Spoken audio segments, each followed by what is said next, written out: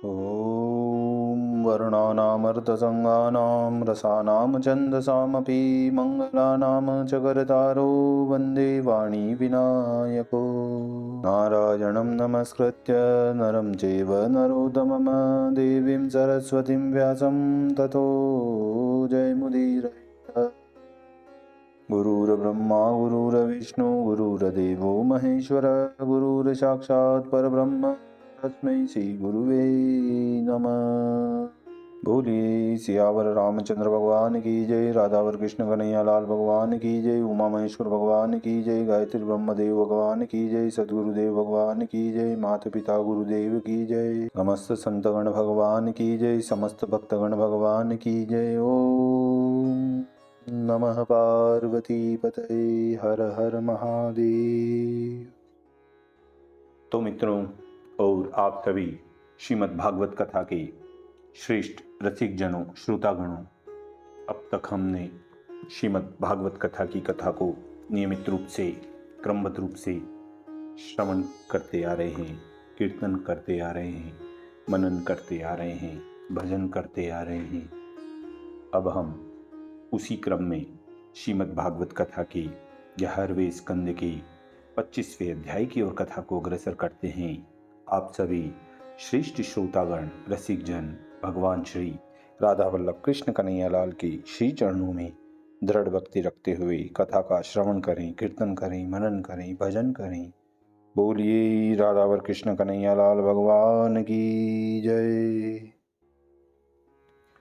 तो कहते हैं 25 में कुछ निर्गुण और कुछ सत्य विवेक, मन में प्रगटत है सदा सतरज वृत्ति अनेक, सतरज वृत्ति अनेक।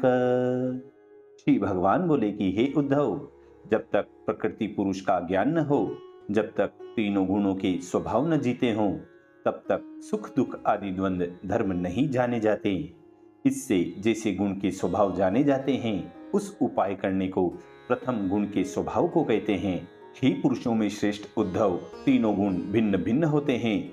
जब जिस गुण से जैसा पुरुष होता है वह आप मन लगाकर सुनिए। मैं कहता हूँ, जिसका सत्वगुणी स्वभाव हो उसके यह धर्म होते हैं: शम, दम, क्षमा, विवेक, तप, सत्य, दया। पहला और पिछला स्मरण, त्याग, वैराग्य, आस्तिक्य बुद्धि, अनुचित कर्म में लज्जा, दान, आत्मा से रति, यह सत्वगुण की वृत्ति कही। अब रजोगुण की वृत्ति कहते हैं: कामना, चेष्टा, दर्प, तृष्णा, गर्व, देवताओं से सुख की आशंका, विषय भोग, बुद्धि आदिकों का उत्साह, जग में प्रीति, हास्य, वीर्य, बल का उद्यम इत्यादि, यह सब रजोगुण की वृत्ति हैं। अब तमोगुण की वृत्ति कहते हैं: क्रोध, लोभ, मिथ्या, हिंसा, याञ्चा, दंभ, अनुधम, श्रम, कलह, शोक, मोह, विषाद, दुख, हीनता, निद्रा, आशा, भय, यह तमोगुण की वृत्ति भिन्न भिन्न कही। अब जो एक मिली है वह वृत्ति सुनो। हे उद्धव, हम राम, यह जो बुद्धि है, इसमें मन, शब्द, स्पर्श, रूप, रस, गंध, इंद्री और प्राण, यह सात्विक, राजस, तामस हैं। इससे जो कार्य हैं उसे सन्निपात जनित कार्य कहना चाहिए, क्योंकि तीनों गुण के मिले कार्य हैं। मैं शांत हूँ, मैं कामी हूँ, मैं क्रोधी हूँ, मुझे शांति है, काम है, क्रोध है, इस प्रकार व्यवहार तीनों गुणों का सन्निपात है। जब यह पुरुष धर्म, अर्थ, काम में स्थित हो, तब जान लीजिए कि तीनों गुणों की एकता है। धर्म सात्विक, अर्थ राजस, धर्म में काम, तामस, धर्म में श्रद्धा हो, अर्थ में प्रीति हो, काम में धन हो। प्रवृत्ति सकाम धर्म में निष्ठा रखें, गृहस्थाश्रम धर्म में निष्ठा रखें। यह भी गुणों के सन्निपात से होता है, क्योंकि सकाम धर्म रजोगुणमय है, घर में आसक्ति तमोगुणमय है, और जो नित्य नैमित्तिक धर्म में निष्ठा है वह सत्वगुणमय है। इस प्रकार भिन्न भिन्न और मिले गुणों की अवस्था कहकर जिस गुण से जैसा पुरुष होता है वह कहते हैं कि पुरुष के जो शम, दम, क्षमा, दया, यह धर्म होते हैं, उसे सात्विक जानना। काम अनुराग से राजस समझ लेना, क्रोधादि से तामस जानना, और भी जो भक्ति पूर्वक निरपेक्ष होकर स्वधर्म से मेरा भजन करें, वह पुरुष हो अथवा स्त्री हो, उसका सत्वगुणी रूप स्वभाव जानना। जो स्वधर्म से मेरा भजन करते हैं और मुझ में कुछ चाहना करते हैं, उन्हें रजोगुण स्वभाव युक्त कहना चाहिए। और जो किसी के मारने को मेरा भजन करें, उसे तमोगुणी स्वभाव वाला जानना। कहते हैं कि इन गुणों के वश तो तुम भी देख पड़ते हो, और जो नहीं हो तो तुम सेव्य क्यों हुए और जीव सेवक क्यों हुआ? इसका उत्तर देते हैं कि ये तीनों गुण जीव के हैं, कुछ मुझे नहीं हैं। यह सब चित्त के विकार से होते हैं, जिसमें प्राणी आसक्त होकर बंध जाता है। मैं तो आसक्त नहीं हूँ, नियंता हूँ और दृष्टा ही रहा हूँ, इससे बंधन में नहीं हूँ। इसलिए अपना भजन करने के लिए बारंबार कहता हूँ।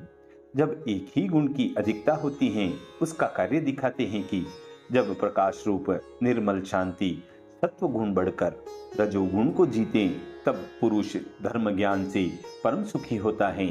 जब रजोगुण सत्वगुण और तमोगुण को जीते, तब रजोगुण से संग होता है। उस संग से सर्वत्र भेद बुद्धि होती है, उससे प्रवृत्ति मार्ग का स्वभाव होता है।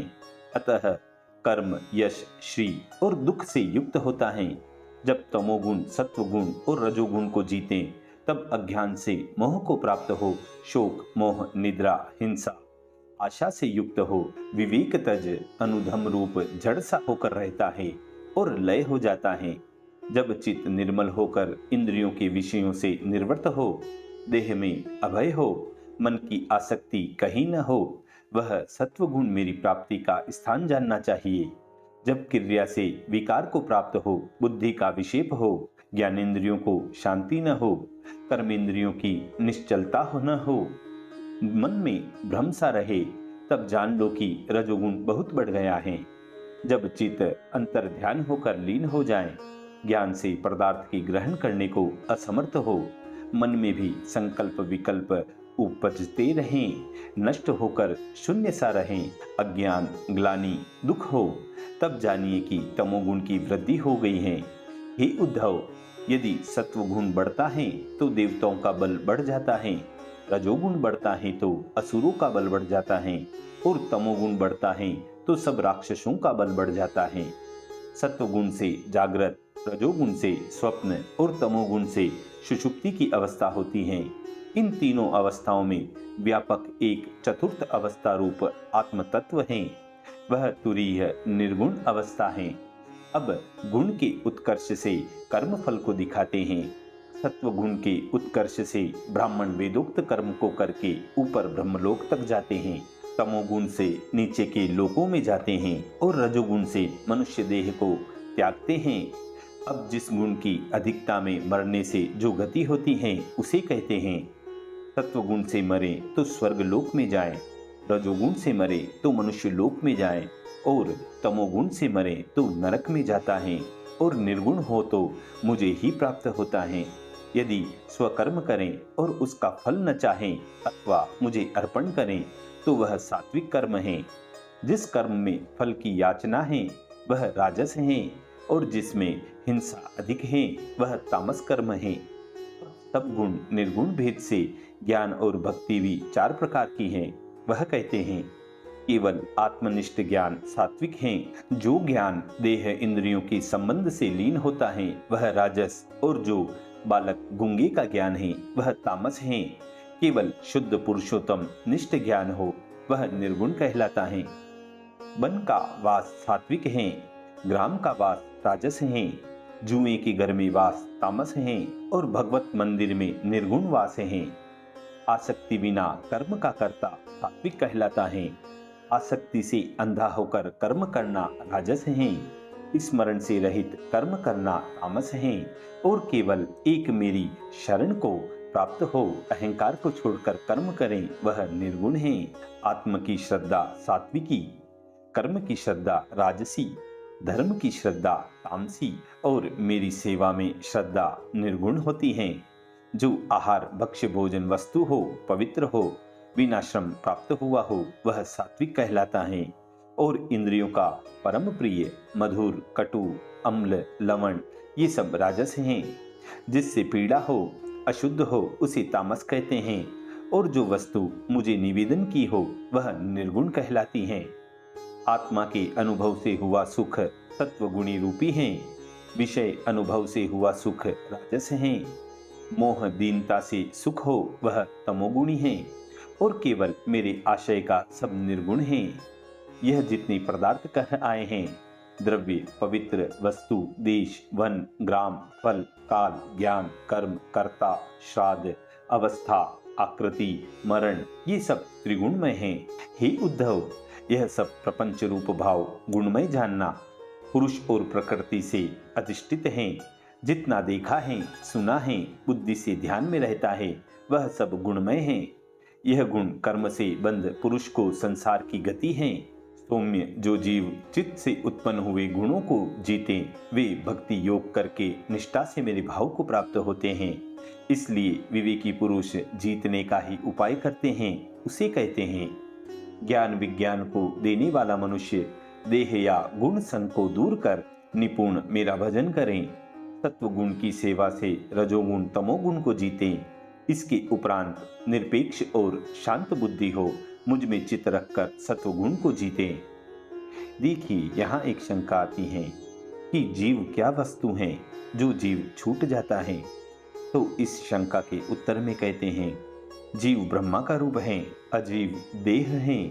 जब तक देह के सुख की इच्छा करता है तब तक दुख भोगता है और देह से बंधा भी रहता है, और देह के सुख की इच्छा को जब त्याग देता है तब देह को भी त्याग कर ब्रह्म सुख को प्राप्त हो जाता है। यह अर्थ जीव का कहा गया है। इसीलिए यहाँ श्लोक भी कहा गया है कि जीवी जीवो विहाय माम। इस प्रकार इस श्लोक को समझना चाहिए और इस शंका का निवारण भी होता है। अब पुनः हम कथा की ओर चलते हैं, जहाँ भगवान उद्धव जी से कहते हैं कि जब यह जीव गुणों से छूट जाए तब अपनी वासना देह को छोड़ मुझे प्राप्त हो, और जब मुझे प्राप्त हुआ फिर उसी संसार का आवागमन नहीं रहता। लिंग शरीर से चित्त से उत्पन्न हुए गुण से मुक्त हुए अथवा मैं परब्रह्म हूँ, उसी से पूर्ण हुआ। जीव विषय भोग नहीं करता है और विषय भोगों का स्मरण भी उसे नहीं करता। इसी मधुर संवाद के साथ श्रीमद् भागवत कथा की एकादश स्कंद की पंचविंशो अध्याय 25वें अध्याय की पूर्णता व समाप्ति होती है। बोलिए श्री कृष्ण कन्हैया लाल भगवान की जय।